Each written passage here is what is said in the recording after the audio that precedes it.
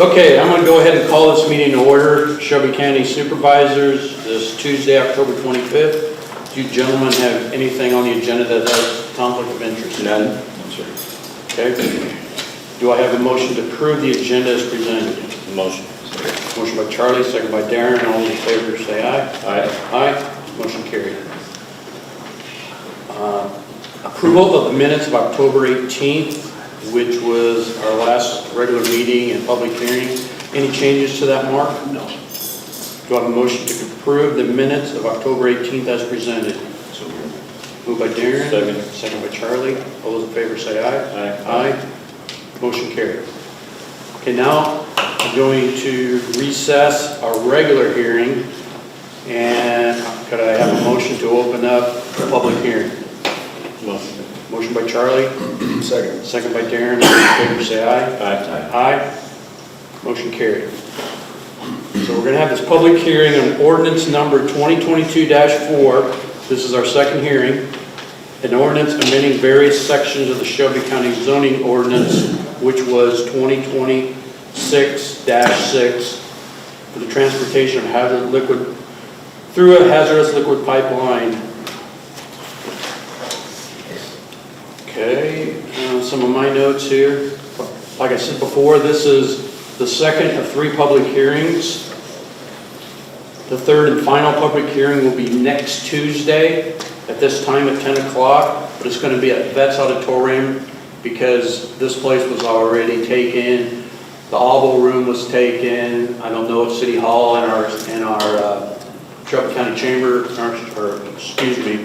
our Supervisor Chamber office was big enough, so it's going to be at Vets Auditorium. That's the closest we could get, so it's just down the street here. A little bit of a review of the process. This zoning ordinance was first proposed in August, then referred to our Planning and Zoning Commission for consideration.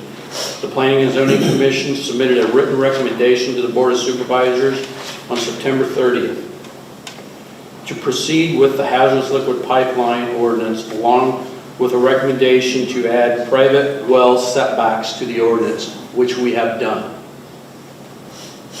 The Planning and Zoning Commission also submitted to the Board of Supervisors 9 written comments, which they received at their public hearing. Copies of this ordinance as it is today, with the well setback put in there, the Planning and Zoning's written report, and the Planning and Zoning's written comments, along with comments that were submitted at the last board meeting. Everything is back on the table for everybody to take as they wish. Okay? With that, here's some guidelines we have set up as far as public speaking for today.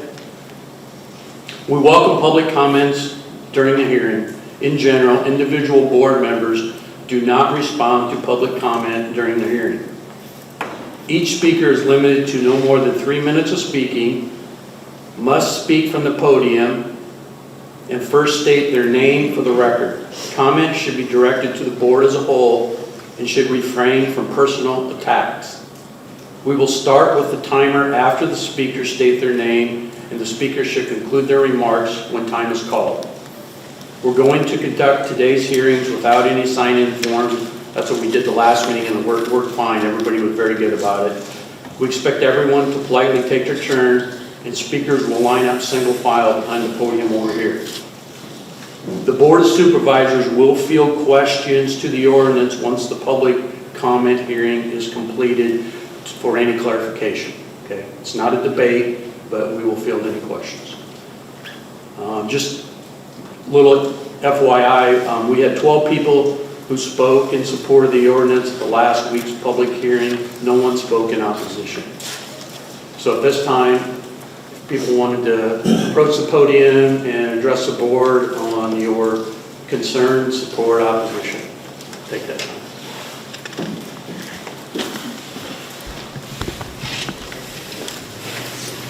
Good morning. Good morning.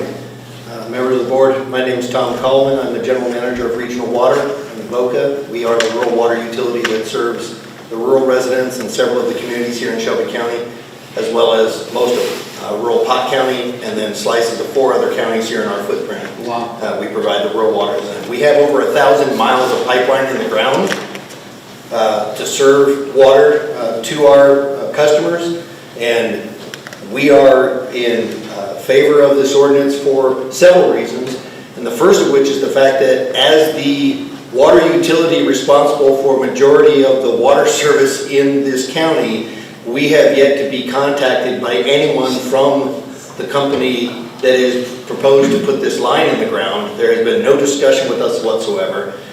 Everything that we know is stuff that we've taken from the news media. So we look at the proposed line, and as it lays out now, it looks like there are at least 12 different places where lines that we have in the ground to serve residents and communities in Shelby County would be crossed by this CO2 pipeline.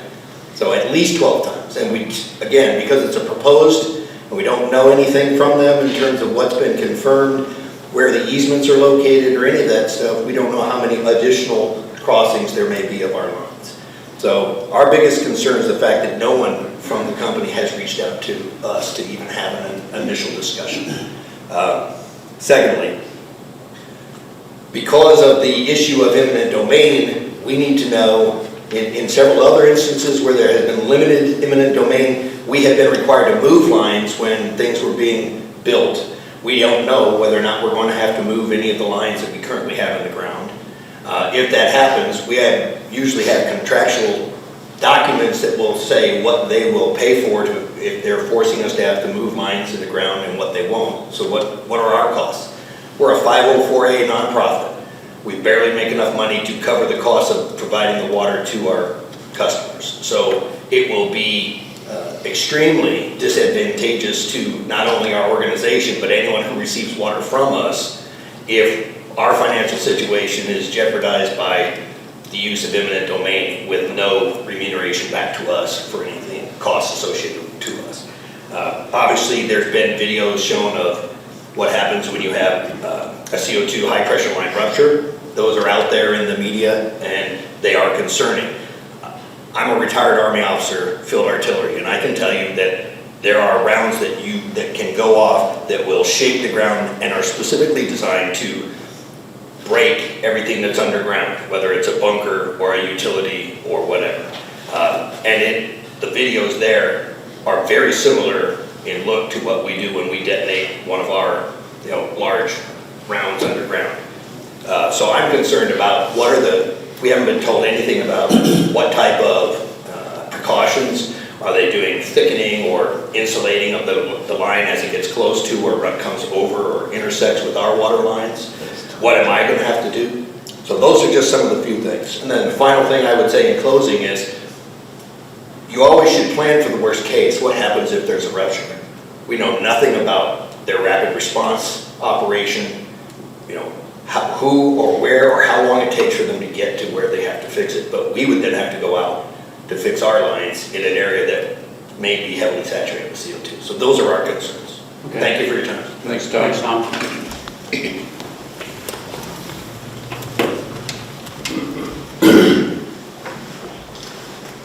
Hi, my name is Rick Chipman. My wife and I raise corn, soybeans, and hogs west of Harlan with a bunch of great employees. And yes, some of our land is in the path of the proposed carbon pipeline. Thank you, supervisors, for your attention, your efforts in this, and we appreciate that. I was hoping that when I heard that the McDowell County, Illinois board recently voted unanimously to put a 2-year moratorium on the proposed CO2 pipeline going through their county, since they didn't know the full threat, something could be done here as well about that. But as I understand at this point, no moratoriums in Iowa. I wish to address my concerns on safety as it pertains to the zoning ordinance, land damage, liability, and then conclude. Safety is first and foremost in the minds of our family, employees, neighbors, and friends. Carbon dioxide is around us throughout the environment, but no doubt in a concentrated form it is very deadly. One of our long-term employees lives, since we don't know exactly where this pipeline would be placed, we went to the fence line. So he lives approximately 115 steps from the proposed location. Our son and his young family live approximately 534 steps from it as well. Our son's family has twin 8-year-old boys. Now Isaac can run if he knows which way to go, but because concentrated CO2 is not only deadly but odorless and colorless, he's not sure which way to go. But Luke has special needs. It would be more challenging to load him in his wheelchair and get him out of harm's way. Or maybe I should be concerned about the many families, including my neighbor, that live in low-lying areas close to the pipeline. How fast does the incident travel? Well, I believe that depends on the blast size, or possibly the duration of slower, undetected leaks. A bit further away is our home. That is also the home of upwards to 3,700 head of hogs. That would take as many as 16 potloads to move them out, and therefore time. For years, our family has guarded against the destruction of some of the most productive land on the face of the earth here in Shelby County. Terraces, grass waterways, no-till farming, well-placed tile lines, all are among the conservation practices we and our neighbors have used. We are not excited to have them plowed through and reshaped, nor giving the rights up of our land. These easements are forever and can be sold to other companies. Due to time, I'd like to talk next week on my personal experiences with pipelines going through our ground, our liability in the case of incidents, and conclude with the jury is still not out. It is still out on card. Thanks, Rick. Can we get that to the next?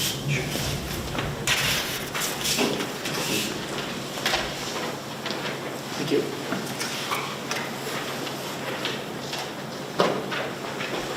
Morning. Morning. I just want to reiterate what I spoke about at the zoning committee too. So as the superintendent of our school district, it's extremely important to protect the 1,500 students that we have and the 200 staff. We are concerned that any hazardous pipeline constructed very close to our buildings could rupture and negatively affect 1,700 individuals, all in very close proximity. Our school complex is located only a half a mile within the city limits. In addition, we're concerned that our emergency management system might be overwhelmed by the addition of hazardous spill of this magnitude. While we have a great and very responsive emergency response team, would our hospital and others be equipped? Several hundred people need help, and the nearest metropolitan area would be at least 45 minutes away. Our community continues to try to attract young families and to assist in economic development, and the school system needs this to maintain our positive status. If the pipeline is built near Harlan or any of the surrounding communities, it inhibits additional housing developments and would impact many factors educationally and economically. Our future tax base is important for our school district and the communities in our area. While I understand that there are proposed federal safety rules in the works, it's unsettling to me that they have not been approved and the implementation of the pipeline is able to move forward before these are put in place. Our students and staff are our #1 priority, and until we can show that this project will be economically and environmentally safe, I'm unable to feel confident with the construction of the pipeline near Harlan and our surrounding communities. Thank you. Thanks, Jane.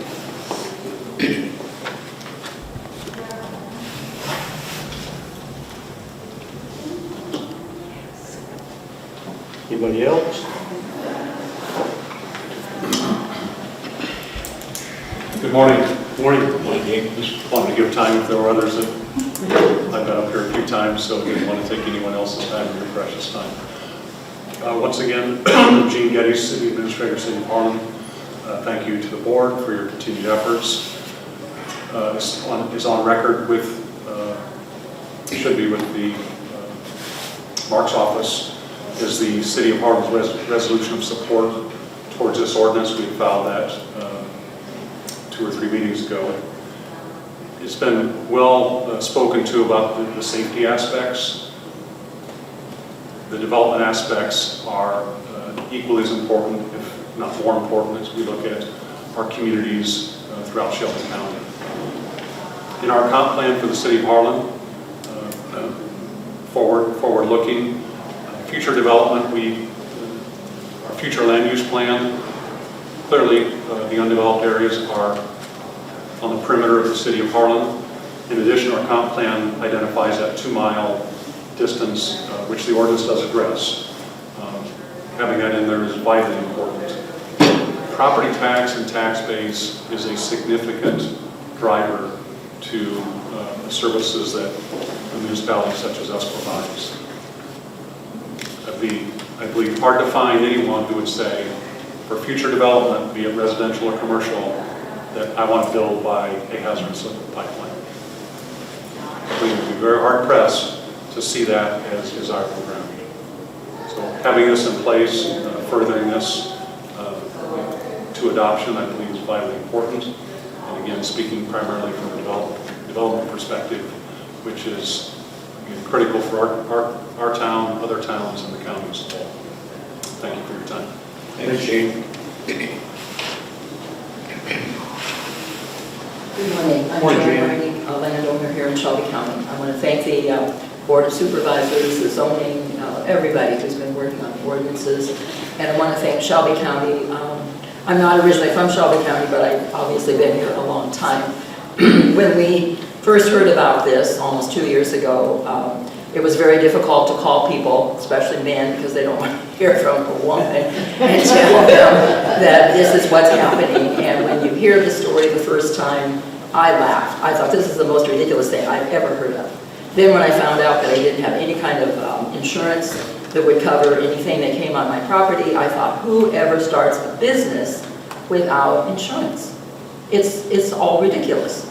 But what I really want to say is thank you to everybody in Shelby County who has stepped up. I am amazed. I am thrilled.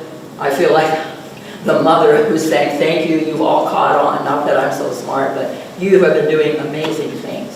When you talk about the distance from the school, the danger of the livestock, the development. I think of the land value of my farm will go down, but these other things are much more important when you think of the safety of the people. I'd like to say next week on Tuesday, excuse me, as was already mentioned, is our last meeting, and we're hoping to get a huge amount of people. So what I'm asking you to do is to invite personally some people to come, 2 or 3 or 5 or however many. And they may say at first, oh, I don't think it's necessary. But when you realize we're not just speaking Shelby County, we're speaking Iowa, excuse me, lost my voice. We're speaking land and property rights for everyone.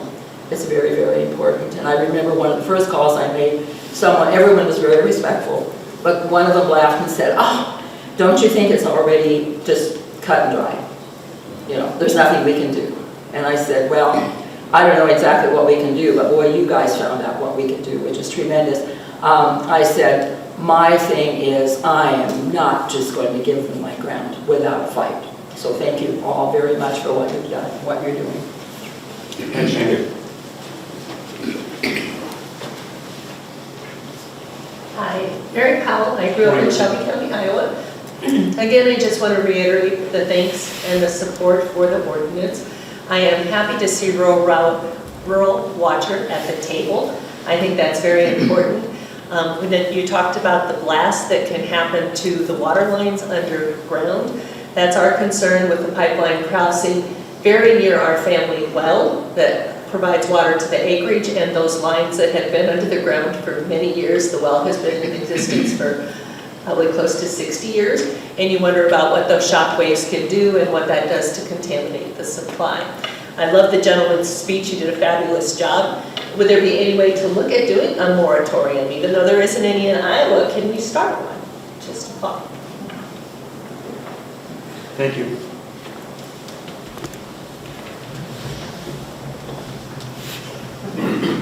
Sherry Webb, usually I'm the Morning. first one to talk about the last one today. I do want to thank you guys. It has been a battle, I am sure. and I'm sure late nights, emails from me as far as updates and phone calls, and this is not only important for the people, but it is important for the animals too. You know, without animals, birds, whatever, our life would be pretty darn boring. So there's a video on YouTube. It shows how low that carbon dioxide can be, and this was a person that walked into it. He was fine, but he said any little bitty people that go into that, any children go in that, they're going to die. Anything that was down under there, ground squirrels, birds, whatever they happen to be on the ground, were going to die. Our farm has a ridge on it, and down at the bottom of that is Dave Peters' confinement. And across the road is Butker's confinement. All of those hogs would be dead. Because if it happened on the top, it's going to follow that curve all the way down and kill those hogs. And we've got to do something about this. I know you guys are trying really hard. I'd like to see the whole thing just go away. And rural water does concern me because we've got rural water lines going through our land. My grandmother was very happy to give up that land so that rural water would go through there. She was a proponent for it. So anyway, thank you guys so much. I'll see you next week. Okay. Sure. Thank you. Anybody else? I'm also going to say, and I should have said this at the beginning of the meeting, we received a letter of resolution of support from the city of Shelby. Do you have that with you, Mark? Yeah, they're in the back. In the back. So you can see that in the back there. So we've received our letter of resolution of support from the city of Harlan, the city of Shelby, and the city of Westphalia. Pardon me? Erling is working on one yet. They have a meeting here next week. They contacted me yesterday and said that they were they're having actually a public hearing on it inside the town there of it. So those three towns are impacted by the pipeline as it stands today. So, did you get anything else, Mark? No, sir. Okay. Anybody else before I close the hearing? Okay, I'm going to close the public hearing part as far as public comment. And do I have a motion to go into open session? Motion. Motion by Charlie, second by Darren. All those in favor say aye. Aye. Aye. Motion carried. We're back in open regular session. Then I'm going to open it up. Does anybody have any comments, or I should say clarifications they need yet on the ordinance? Again, the meeting will be next Tuesday, 10 o'clock at Betts Auditorium. I'll be our final reading. Anybody? Okay, and I said this last week too.